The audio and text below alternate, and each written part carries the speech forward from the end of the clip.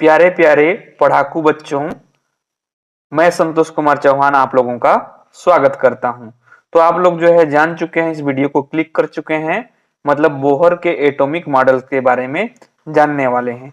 देखिए, इस वीडियो के बाद आपको बोहर मॉडल के संदर्भ में दूसरा वीडियो देखने की जरूरत नहीं पड़ेगा, क्योंकि इस वीडियो में आप लोगों को बहुत ही अच्छे ढंग से समझाया गया है और आप लोग को साथ ही इसमें ये जो जितने भी कॉन्सेप्ट हम लोग पढ़ेंगे, इसका नोट्स भी आप लोगों को डिस्क्रिप्शन में आसानी से मिल जाएगा। वहां से आप लोग जो है डाउनलोड कर लीजिएगा, वो भी फ्री में, है ना। तो एक तो आपको नोट्स मिलेगा और कॉन्सेप्ट भी सारे क्लिस्टर क्लियर हो जाएंगे, सारे जो है क्रिस्टल क्लियर हो जाएंगे। तो वीडियो को पूरा देखिए, लास्ट तक आपको पूरा समझ में आने वाला है और दूसरा वीडियो देखने की जरूरत नहीं पड़ेगा। तो देखिए, जो बोहर्स का एटॉमिक मॉडल है, इससे पहले हम लोगों ने डाल्टन के एटॉमिक मॉडल और थॉमसन के एटॉमिक मॉडल के बारे में जान चुका है। साथ ही हम लोगों ने रदरफोर्ड के एटॉमिक मॉडल के बारे में भी जान चुका है। तो उन लोगों जो है क्या किए, एटम की स्टेबिलिटी को और जो इलेक्ट्रॉन है उसका पोजीशन को सही सही एक्सप्लेन नहीं कर पाए कि कहां पर उसका जो है स्टेबिलिटी कैसे होता है कोई एटम का, और इलेक्ट्रॉन कैसे होते हैं, उसके बारे में सही जानकारी, एग्जैक्ट जानकारी नहीं दे पाए, अच्छे से एक्सप्लेन नहीं कर पाए। इसीलिए जो है सबसे बाद में जो बोहर्स का मॉडल जो है दिया गया, जो कि यह मान्यता प्राप्त है। ठीक है। तो जो बोहर हैं, साइंटिस्ट हैं, ये जो है डेनिस के फिजिस्ट हैं, जिनका पूरा नाम क्या है, नील्स बोहर हैं। इन्होंने 1913 में जो है इस मॉडल को जो है दिया है। तो देखिए, इस मॉडल में हम लोग जो है जो भी एटम है, इसकी स्टेबिलिटी, कैसे स्टेबल होता है कोई एटम, उसके बारे में हम लोग डिटेल से जानने वाले हैं। तो देखते जाइए। देखिए, Bohr's atomic model proposed by Danish physicist Niels Bohr in the year 1913 में, कि डेनिस के फिजिस्ट हैं, भौतिक शास्त्री हैं, नील्स बोहर ने इस जो मॉडल है इसको 1913 में दिया है। इन्होंने जो है स्टेबिलिटी ऑफ एटम के बारे में बोला है, to explain the stability of an atom, मतलब एक एटम कैसे स्टेबल होता है इसके बारे में दिया गया है। तो देखिए, ये आप लोग को अभी दिख रहा होगा बोर्स का एटॉमिक मॉडल, यही जो डायग्राम यहाँ दिखाई दे रहा है, यही बोर्स का एटॉमिक मॉडल है। तो इसमें देखिए इन्होंने क्या कहा है कि कोई एटम है, मान लो ये जो दिखाई दे रहा है पूरा चीज, ये आप लोग को गोल सर्कुलर, ये एक एटम का डायग्राम है। ठीक है। तो इन्होंने क्या कहा, देखिए कि कोई भी एटम के अंदर में ये आप लोग को यहाँ अंदर दिखाई दे रहा होगा। देखिए, इस पेन को जो है, नुकीला को आप लोग देखिए, तो ये पूरा क्या है, एक एटम है ना। तो ये कोई भी एटम है, उसके अंदर में एकदम स्मॉल जो है हैवी पॉजिटिवली चार्ज होता है। देखिए ये कौन सा, कैसा दिखाई दे रहा है, ये देखिए पॉजिटिव दिखाई दे रहा है। तो अंदर में एक पॉजिटिवली चार्ज होता है, इसी को हम लोग सेंटर को क्या बोलते हैं, न्यूक्लियस बोलते हैं। देखिए ये थोड़ा चमक रहा होगा, वास्तव में ये क्या लिखा हूं मैं, न्यूक्लियस लिखा हूं। क्या है, न्यूक्लियस है। कि किसी भी एटम के अंदर में एक छोटे से भाग में क्या होता है, पॉजिटिव चार्ज का पार्टिकल होता है, उसी को क्या बोला जाता है, न्यूक्लियस बोला जाता है ना। और देखिए इसी एटम में जो है जो इलेक्ट्रॉन्स हैं, देखिए मैं ई लिखूंगा, मतलब क्या होगा, इसका मतलब इलेक्ट्रॉन होगा ना, इलेक्ट्रॉन। ठीक है। तो किसी भी एटम में इलेक्ट्रॉन जो है सर्कुलर पार्ट में जो है क्या करते रहते हैं, एक निश्चित जगह में जो है घूमते रहते हैं। उन्हीं जो जहां पर ये घूमते हैं उनको क्या बोला जाता है, ऑर्बिट्स बोला जाता है। जैसे मान लो मैं यहाँ एक ई लिख रहा हूं, देखो एक इलेक्ट्रॉन बना रहा हूं, यहाँ पर इलेक्ट्रॉन है ना, दिखाई नहीं दे रहा होगा, चलो ये देखो, ये एक इलेक्ट्रॉन है। तो ये इलेक्ट्रॉन जिस जगह में घूमते हैं उनको क्या बोला जाता है, ऑर्बिट्स बोला जाता है या सेल बोला जाता है। तो ये क्या है, सेल है, ये भी सेल है, ये भी सेल है, ये भी सेल है। तो इलेक्ट्रॉन जिस वृत्ताकार पथ में घूमते हैं उस जगह का नाम को क्या बोलते हैं, इलेक्ट्रॉन बोलते हैं। जैसे आप लोग घूमने जाते हैं, कहीं टहलने जाते हैं तो उसको गार्डन बोलते हैं। वैसे ही इलेक्ट्रॉन जिस पथ में जो है घूमता रहता है उसको क्या बोलते हैं, ऑर्बिट्स बोलते हैं या सेल बोलते हैं या इसको जो है एनर्जी लेवल भी बोला जाता है। तो ये समझ में आ गया होगा, ये जो गोल गोल दिखाई दे रहा है यहाँ, ये सब क्या है, ऑर्बिट्स हैं और सेल हैं। ठीक है, इन्हीं सेल में जो इलेक्ट्रॉन है, देखो ये इलेक्ट्रॉन जो है इन्हीं ऑर्बिट्स में चक्कर लगाते हैं, इन्हीं ऑर्बिट्स में चक्कर लगाते हैं। और जब यह इलेक्ट्रॉन जो है चक्कर लगा रहे होते हैं तब जो है इनका एनर्जी ना तो लॉस्ट होता है ना ही एनर्जी इन लोग गेन करते हैं, मतलब ना तो किसी से एनर्जी लेते हैं ना कि किसी से एनर्जी लॉस्ट होते हैं। और जो है ना ही ये रेडिएशन के रूप में ये इलेक्ट्रॉन भी अपना एनर्जी नहीं खोते हैं, है ना। इस प्रकार एटम जो है क्या रहता है, स्टेबल होता है, बीच में पॉजिटिव चार्ज रहता है। और इन जो ये सर्कुलर आप लोग को दिखाई दे रहा है इसमें इलेक्ट्रॉन जो है घूमते रहते हैं। तो ये पॉजिटिव आयंस, ये नेगेटिव आयंस होता है। इलेक्ट्रॉन कैसा आयन होता है, यहाँ माइनस लिखा हूं मतलब नेगेटिव चार्ज का होता है। तो पॉजिटिव नेगेटिव चार्ज के बाद अट्रैक्शन बना रहता है ना। जैसे गर्ल्स का अट्रैक्शन बॉयज के प्रति बनता है और बॉयज का अट्रैक्शन गर्ल्स के प्रति बनता है, तो वैसे ही इलेक्ट्रॉन प्रोटॉन का भी अट्रैक्शन बना रहता है। और इस तरह से जो है यह जो एटम है स्टेबल रहता है, क्योंकि इस समय यह एनर्जी भी नहीं खोता है ना ही किसी से लेता है ना। तो देखिए अगला, ये जो इलेक्ट्रॉन जिस पथ में मतलब जिस रास्ता में यहाँ घूमते हैं इनको डिस्क्रीट ऑर्बिटल बोलते हैं। ठीक है, ये डिस्क्रीट ऑर्बिटल मतलब क्या, डिस्क्रीट ऑर्बिटल यहां देख रही है, डिस्क्रीट ऑर्बिटल बोलते हैं, ऑर्बिटल। डिस्क्रीट ऑर्बिटल मतलब अलग अलग ऑर्बिटल, अलग अलग अलग अलग, ठीक, अलग होता है। डिस्क्रीट मतलब अलग अलग, तो अलग अलग ऑर्बिटल में जो है इलेक्ट्रॉन घूमते रहते हैं। जिस इलेक्ट्रॉन का एनर्जी लेवल ज्यादा होता है वह और दूर में, इस तरह से दूर वाला में घूमता है।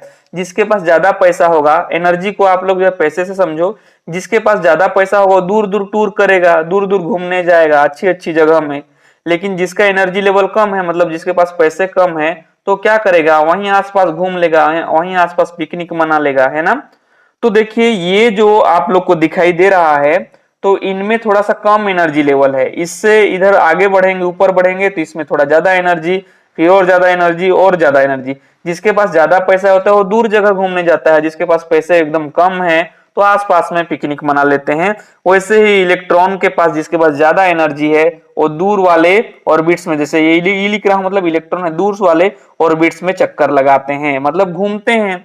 वैसे ही जो पास ज्यादा पैसा रहता है वो दूर दूर तक घूमते हैं, कम पैसे वाले लोग आसपास में ही घूम के गुजारा कर लेते हैं, है ना। तो ये है, इनको डिस्क्रीट ऑर्बिटल बोलते हैं या फिर इनको एनर्जी लेवल भी बोलते हैं। ये जो दिखाई दे रहा है यही क्या है, ऑर्बिटल्स हैं, है ना।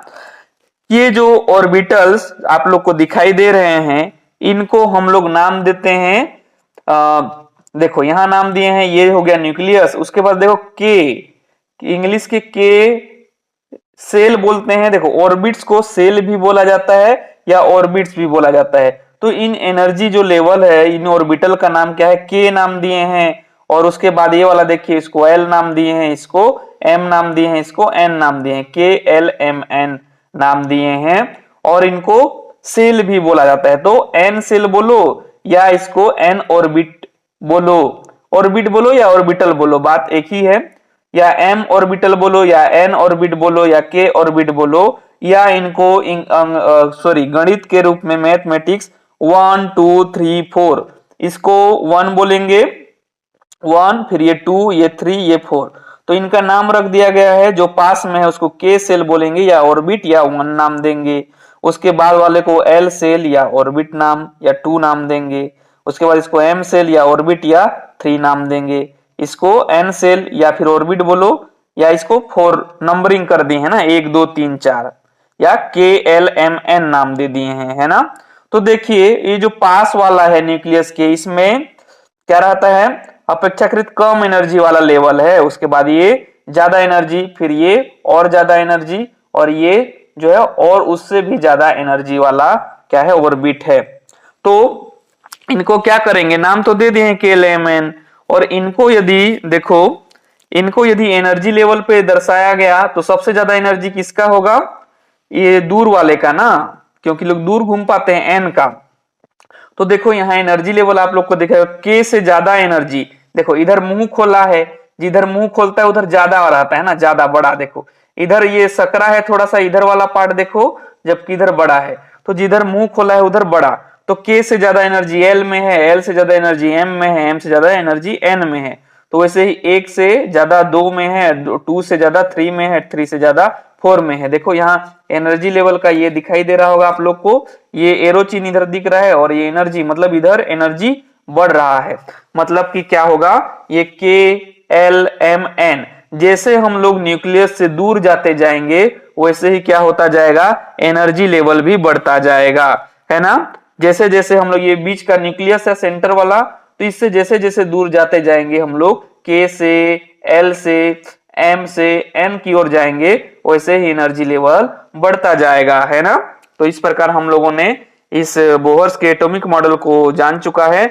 चलिए इसके कुछ कमेंट्स हैं, इनको हम लोग जो है रीड आउट कर लेते हैं, क्योंकि ये जो नोट्स में आप लोग को ये भी इंक्लूड है, ये भी आपको मिल जाएगा, है ना।